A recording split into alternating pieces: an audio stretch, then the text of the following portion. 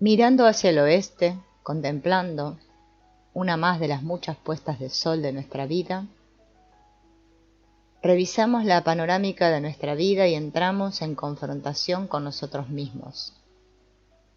Con cariño tomamos nuestros aciertos y con el mismo cariño nuestros errores. Frente a las miles de decisiones que creímos tomar, las que nos llevaron a vías de expansión o de retracción, de amor o de lucha, ante todas, sin excepción, y a pesar de los pellizcos de dolor que puedan seguir activos, esbozamos la sonrisa del que puede mirar como observador privilegiado y asentir a sus pecados y a sus logros. Inclinados ante el crepúsculo de poniente, nos llenamos del amor que siempre estuvo en todo en su trasfondo, en lo que dimos, en lo que hicimos, en lo que recibimos. Morimos en paz cuando estamos en sintonía con la vida vivida y en paz con todos aquellos que contribuyeron a nuestro camino o nos acompañaron en él. Padres, abuelos, hermanos, hijos, parejas, amigos, compañeros, socios, colaboradores, maestros, todos aquellos con los que tuvimos algún tipo de nexo o intercambio. Logramos la paz a través del asentimiento y del movimiento emocional de amarlos a todos, con independencia de lo que nos dolió o incluyendo precisamente lo que nos dolió. La muerte nos verifica, o sea, nos confronta con la verdad. No con la verdad que se parece a un argumento más, para tener razón en nuestras cuitas, sino con la verdad que nos hace tomar la perspectiva adecuada y ver todo como un baile con sentido. Ante la perspectiva de la muerte concordamos con el sentido de lo que nos tocó tal como fue. En ella también amamos a los que parecían nuestros enemigos, porque la muerte no solo verifica, sino que también iguala. De repente comprendemos que todos somos iguales, uno y el mismo, y que en él la coreografía que nos tocó, ejecutamos nuestros movimientos de la forma que pudimos, y que la vida quiso igualmente que los otros ejecutaran los suyos. Al fin la tarea es sencilla, ponerse en paz con todos, restaurar el equilibrio de lo que fue injusto y podemos compensar, asumir nuestras culpas y dejarlas de los demás como parte de su camino, deshacer los secretos mantenidos, alegrarse por todo lo maravilloso realizado, bendecir la vida que sigue a través de nuestros hijos y bendecirlos a ellos, o a otros si no hemos tenido hijos, dar por fin el lugar que le corresponde a cada uno. Porque ante la muerte se agudiza el miedo pero también la valentía. Ya poco tenemos que perder y por fin somos un poco más libres para un último intento de deponer la lucha, de rendir las armas y dejar caer la máscara del ego. Entonces ganamos tanta perspectiva que amamos con mayor facilidad. Es la última oportunidad para lograr el orden en el alma arcaica. Es muy simple, reconocer y darle su lugar a todos y a cada uno de aquellos que forman parte de nuestra red de vínculos, y que todos sin excepción puedan ser amados y dignificados, con total independencia de los hechos que hubieran sucedido. El orden encausa aquellas relaciones y vínculos que el amor encendió para crear la sinapsis de nuestra alma. En una de sus facetas imperativas el orden es copulativo, se limita a sumar e incluir. Y rendirnos a los grandes poderes, a la sexualidad y la muerte, es una de nuestras últimas tareas. Ambos son poderes que nos trascienden en mucho y ante ellos sentimos nuestra pequeñez. La vida se nos brindó como regalo durante un tiempo a través de la sexualidad de nuestros padres. Tomando la vida recibida mostramos nuestra rendición al gran poder de la sexualidad, puerta de entrada de la vida. Para encarnar la vida ha sido necesario encarnar una identidad, una profesión, un nombre, un proyecto, ser hijo de, o ser blanco, negro, judío, cristiano, o mormón, y tener una historia personal. Ahora se nos exige el gran reto de liberar esta identidad y rendirnos al poder de la muerte, la puerta de salida de la vida, la gran niveladora, rendirnos a su voluntad y entregarnos. El espíritu creador se sirve de los dos grandes poderes indistintamente. En nuestra rendición a los mismos reencontramos el amparo espiritual y desplazamos el acento del yo al ser, y en el ser todo termina porque nunca empezó. Las personas que desarrollan una gran comodidad consigo mismas aprenden a respetar, a hacer espacio y querer todo lo que les constituye. Al mismo tiempo no se identifican con ello. Lo observan como si fuera el sorprendente desfile de su vida, el oleaje continuo de sus vivencias, sin tomarlo tan en serio ni tampoco creerlo su realidad personal definitiva, única y acabada. Saben de lo transitorio y de su dominio. Por un lado se entregan a vivir lo que les recorre y les impulsa y tiene sentido. Abrazan todo aquello que salta a su paso. Por otro se convierten en observadores de lo que viven, piensan, sienten, notan, hacen. Aprenden a vivir en un centro vacío que todo lo permite. Lo alaba incluso, pero nada se apasiona en exceso. No se confunden. El ser no son las formas, aunque también esté en ellas y fuera de ellas, aunque resida en todas partes. En este modo natural encuentran paz y armonía que se vuelve estable, por debajo de los cambiantes oleajes de lo que viven. En el juego de las polaridades, en esta vida que es como un cuento relatado por un idiota, como dice Shakespeare, cultivan el punto central no decantado, el eje de la circunferencia de la personalidad. Y es que cuando habitamos toda la circunferencia de la personalidad y podemos observarla y vivirla, con todos los detalles, cuando dejamos de desear las tijeras mágicas para recortarnos a la medida de nuestro ideal, la energía se libera para sentir el punto cero, el eje central, el ojo que mira, el testigo que ratifica, la conciencia que observa. Creamos un centro espiritual. El ser esencial nos hace notar que está encendido, vibrante. Estamos en casa. La vida crea y piensa todas las formas para que las adoptemos entre todos, para que las juguemos profundamente. Así lo hacemos, y al mismo tiempo no somos ello, y debemos saberlo. No somos nuestro cuerpo, aunque él nos vive. No somos nuestros sentimientos, aunque también nos viven. Ni somos nuestros pensamientos, a pesar de que también nos toman. Sabemos que no somos ellos, entonces los disfrutamos y aparecen y se desvanecen, como gestalts constantes que se crean y se destruyen. Y mientras tanto permanecemos en nuestro centro. Quien está cómodo con toda la circunferencia no gasta energía para petarse de lo que teme, de lo que cree no ser. Se siente a sus anchas en todos sus yoes y tendencias. Y como no tiene nada que defender, su energía se dirige espontáneamente al presente. Se vuelve disponible para cada hora. Entra en comunión con cada instante y lo abraza. No lo decide, no lo pretende, no lo encamina, solo ocurre. Tiene los recursos, la casa está ventilada y la energía libre. El presente se ilumina. ¿Y qué ilumina? La realidad tal como es, a nosotros tal como somos y a los demás, todos ellos tal como son. Lo ilumina todo sin distinción, aquí y ahora. Necesitamos la capacidad de abrir la mano y de cerrarla. El talante para mostrarnos tiernos y vulnerables, pero también el tesón para mostrarnos firmes. Estamos hechos de contrapuntos, de opuestos, que necesitan bailar entre ellos para completarnos como seres humanos.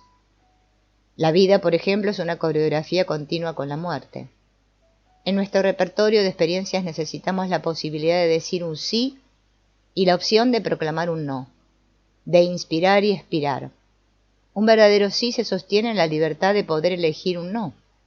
Tomamos el riesgo de implicarnos en un negocio, en una relación, en una tarea, pero podríamos no hacerlo. En resumidas cuentas, la gestión de la realidad y de nuestra vida exige elecciones constantes, pasos decididos. Nadie puede quedar al margen, de manera tal que pretenderlo también resultaría un paso decidido hacia la marginalidad. Una premisa de la teoría de la comunicación dice: no es posible no comunicar, refiriéndose a que incluso el silencio comunica. En la misma dirección podemos decir algo que suena a perogrullada. No es posible no implicarse en la vida, zafarse de la misma. Los que tratan de tomar esta posición desimplicada se implican justamente con esta posición. La paradoja de ayudar a otros es que, de hecho, solo podemos tomar decisiones orientadas al futuro, habida cuenta de que el presente ya es, y en ese sentido es decisión y realización lograda ahora. Quizá no sepamos si la decisión es nuestra o es de la vida.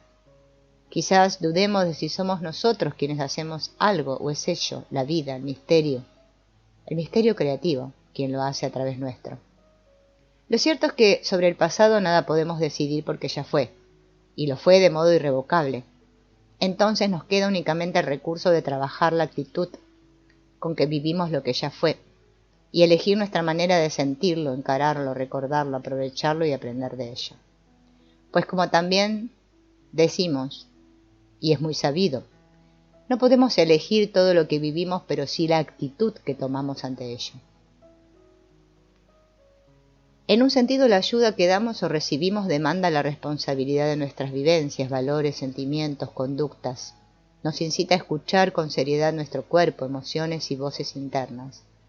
Nos lleva a tomar en consideración los contextos y las personas que nos son valiosas.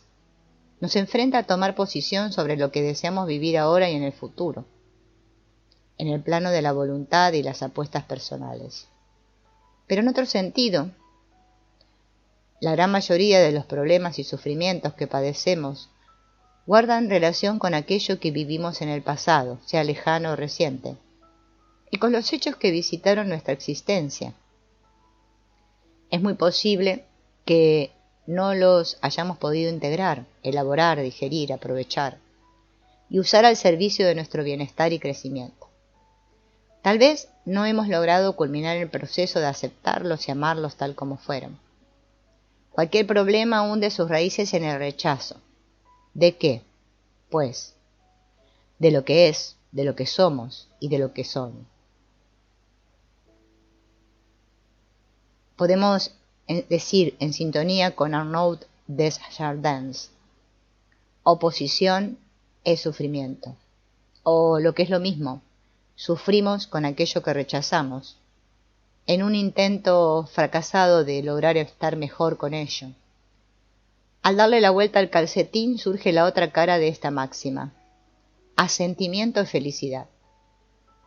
Es natural, por ejemplo, que algunos hijos fueron expuestos por parte de sus padres a situaciones abusivas y peligrosas o crueles, y que traten de protegerse, rechazándolos y cerrando su corazón, en un más que legítimo intento de mantener su integridad y poner a raya un dolor insoportable. Sin embargo, en tanto que en el proceso de la vida persisten en esta posición de rechazo y desamor, se mantienen en el sufrimiento y pierden la energía, constantemente ocupada en alimentar el rictus opositor. En lo profundo siguen necesitando decir sí y amar a los padres tal como fueron, incluyendo lo terrible y lo doloroso.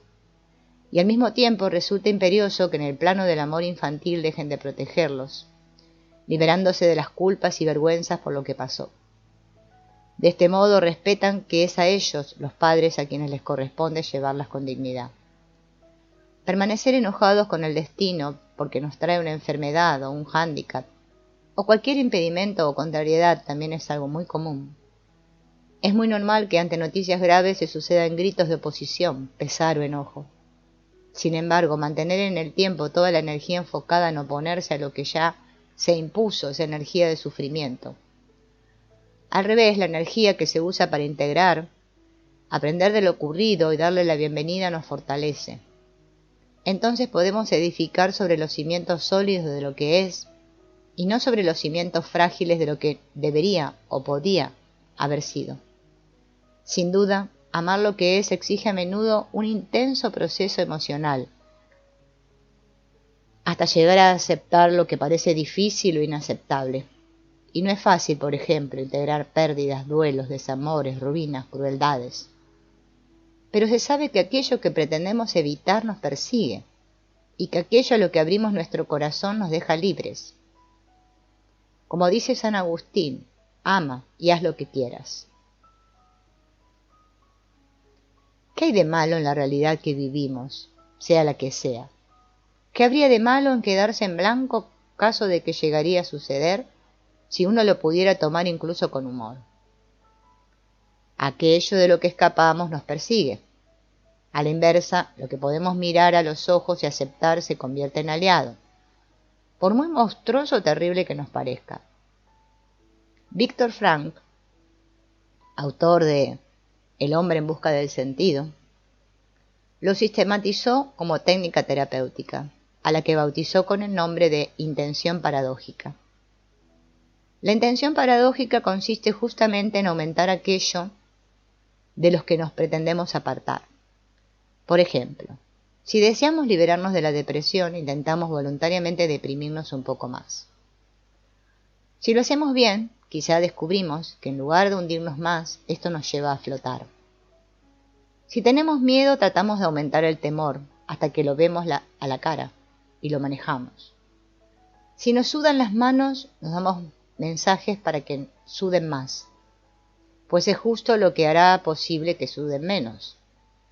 No obstante, estos ejemplos pretenden solo aportar luz conceptual. Hay que tomarlos con cuidado, pues no debemos olvidar que cada caso es distinto. Algo de esto aplicaba Séneca, que salía todas las mañanas a la vida pública con la incertidumbre de si sería aquel el día de su muerte, consciente como era de que su vida pendía de un hilo, del caprichoso ánimo de Nerón. Como es sabido, al final fue obligado al suicidio con cicuta y corte de venas. ¿Cuál era su estratagema para soportarlo?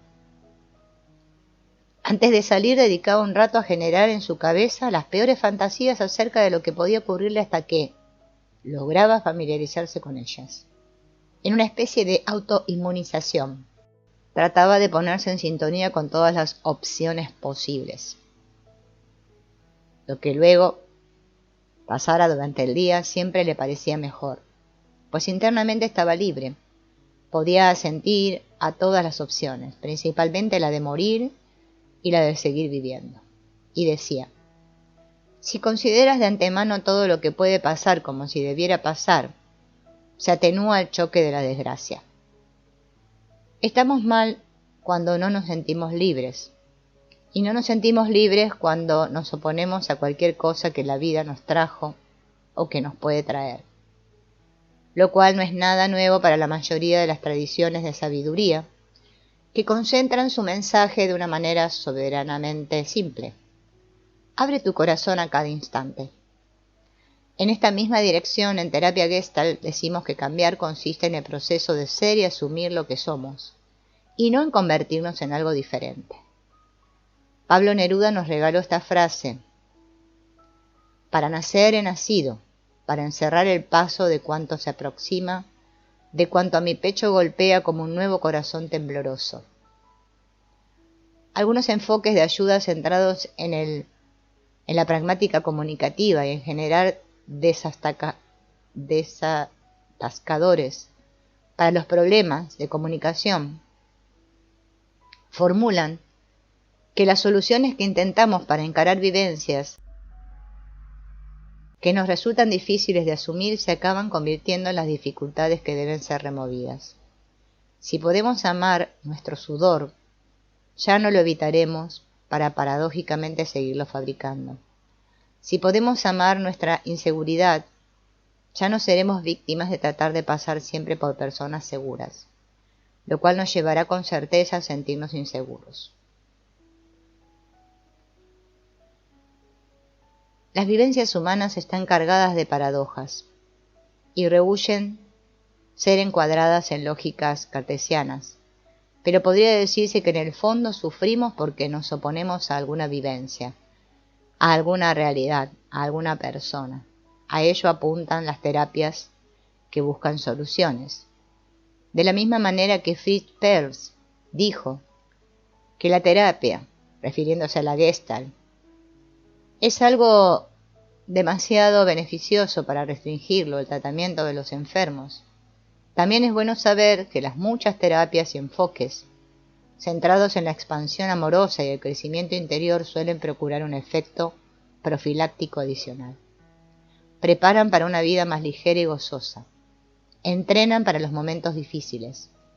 Enseñan que podemos sentirnos cómodos en nuestra piel, en aquello que somos tal como sea.